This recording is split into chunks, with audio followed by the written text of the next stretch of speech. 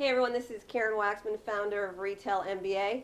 And in this particular segment, we're going to be covering a topic that comes up all the time in my workshops and classes. People always ask me, Karen, how do I get a product into a chain store? And then what I usually say initially before we kind of delve into that is, let's talk about what not to do, because that's really a better question. So here's what happens with chain stores and what most people do to get their products in the stores. So the way it works is most product companies have this great new interesting product and they say, I want to sell it to, I don't know, Bed Bath & Beyond, right? So what they'll do is, like everybody else, we'll call the front desk at Bed Bath & Beyond and say, hey, I have this great new product, I want to sell it to your store. So it makes sense, right? You want to just see what their protocol is and stuff like that. So what they'll actually do, though, if you call them, they're going to redirect you to a vendor department.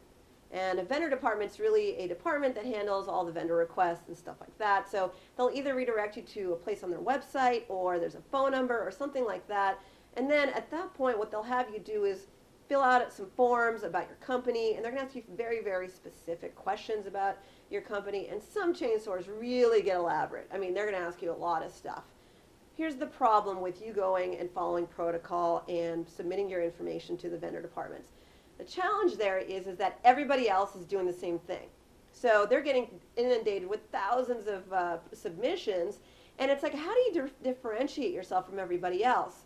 Plus, you want to get an answer really quickly as to whether or not there's even a possibility that this chain store is interested in working with you. So what you'd rather do is get answers quickly and then fill out these forms, right? That's kind of something more logical. Most people don't even know that there's options out there and that you don't have to follow protocol and then go, and you can actually get your products in stores a lot faster. Because to be honest with you, it can take anywhere from 3 months, 6 months, even a year sometimes through a vendor department to get a response and stuff like that. They've gotten quicker over the last few years and stuff because they're in such dire needs of getting new products in the stores. But a lot of times it's really stressful for the product company because, again, they have to submit this information at every different chain store. It gets really old and exhausting, and then there's a waiting game. It's really frustrating. So my recommendation is to not follow protocol, and my recommendation is actually to follow my program, but most importantly, I recommend that you contact the buyer directly.